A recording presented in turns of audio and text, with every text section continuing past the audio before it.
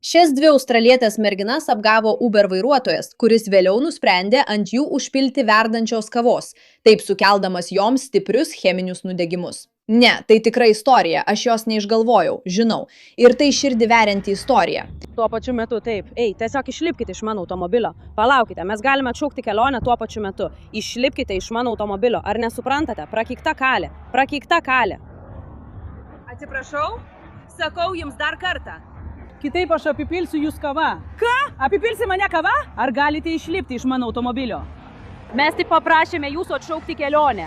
Sakiau, aš neketinu atšaukti kelionės. Taigi, kad suprastumėte kontekstą, dvi australės merginos važiuoja su šiuo Uber vairuotoju, kuris yra indas.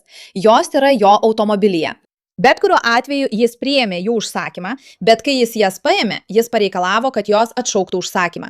Pasirodo, kai kurie vairuotojai taip apgaudinėja programėlę, kad greičiau gautų pinigus. Nes man jau yra tekę taip nukentėti anksčiau. Ar tai buvo taip blogai? Kas tai padarė? Kas tai padarė taip sunkiai? Ne, tu net nežinai, ką darai, nes tu apgaudinėjai kažką. Tai kodėl tada priėmei užsakymą? Būtent, štai kodėl, štai kodėl. Tik nesuversk visko man ten. Kokia įžūlybė, nes aš nenorėjau po velnių to atšaukti. Bičiuli, aš tuoj viską nutrauksiu. Sakau tau dar kartą, man visiškai nerūpi. Taip, ko išmokai? Bičiuli, kodėl tu tai priėmei? Kodėl tu tai priėmei? Aš neprivalėjau priimti. Aš atšaukiau tavo kelionę, tiesiog išeik. Taip, tu atšaukiai kelionę, labai jau kietas. Sakai, kad negalėjai to padaryti. Užtrenkiai man duris prieš nosį. Aš nenorėjau to daryti. Nusikrauk nuo manęs, dink šalin. Jis juos vadina bjauriais žodžiais, jis grasina apipilti juos kava, jis užtrenkė jiems duris prieš nosį, nes apgaudinėja juos ir bijo. Visa tai užfiksuota kameromis, vaikinai, ir tai tik dar labiau blogės. Jei priėmė kelionę, o tada pradedi isterikuoti dėl to, palauk, mes to nerašėme. Ko mes iš vis ieškome? Bičiuli, Greitį. Velniškai atsilikęs, broli, bičiuli. Sukelia man po velnių autizmą. Iš tikrųjų, sunku. Kodėl po velnių tu tai priimtum? Tada tu labai stengiasi. Nedaryk kvailysčių. Atsiprašau. Bet tu negalėjai to atšaukti, kol tai padarei anksčiau. Tu negalėjai to atšaukti. Jis sako, atšaukti anksčiau, o ne šok su vandeniu. Taip yra todėl, kad automatinė sistema iš tikrųjų nesupranta jos akcento. Beje, sveiki atvykę į Vapushback. Aš Meira Kei. Mes kalbame apie beprotiškus dalykus, kurie vyksta internete. Manau, kad tai tikrai aukštai sąraše.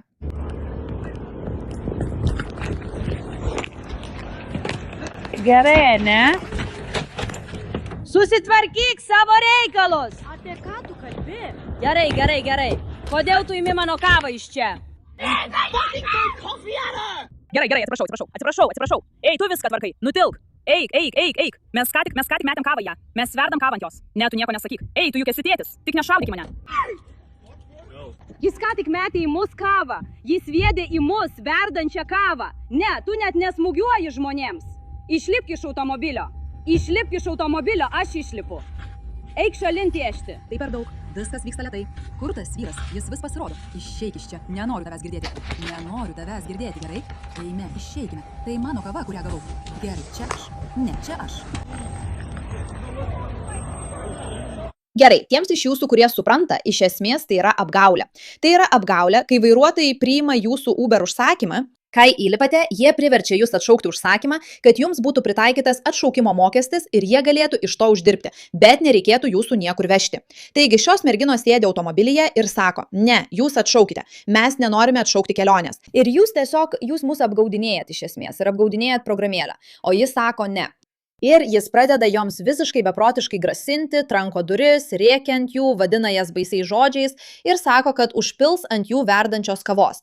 O kai jos sako, ne, kas čia vyksta, bent jau atšaukite užsakymą. Nes jei atšaukite paskutinę minutę, kai Uber vairuotojas jau atvyko, tai blogai atrodo jūsų programėlėje. Tada jos apipilamos verdančia kava. Gerai?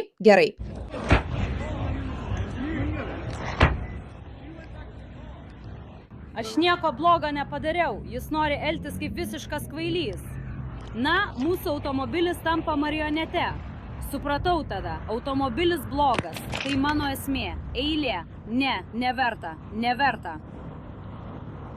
Neverta. Daugiau niekas neverta. Daugiau niekas neverta. Kas atsitiko? Jis nusprendė, kad nenori gauti į veidą už savo pačio veiksmus. Tas kvailys. Na ką jis padarė? Ei, mes įlipam į automobilį, taip? Įlipam į automobilį ir jis sako, aš negaliu paimti 2 žmonių.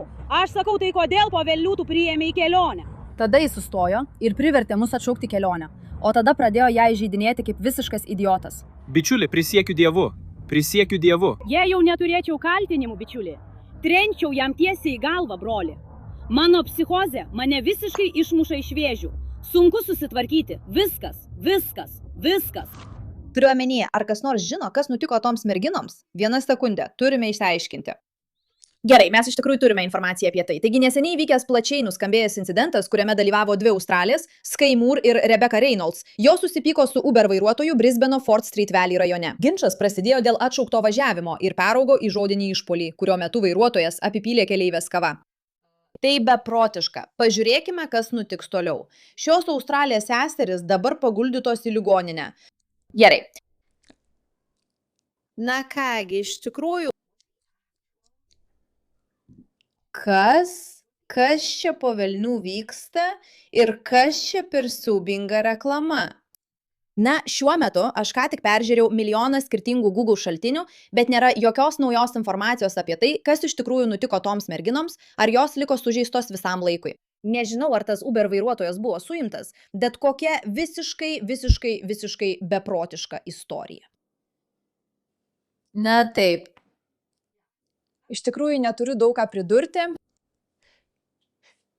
Na. Ką?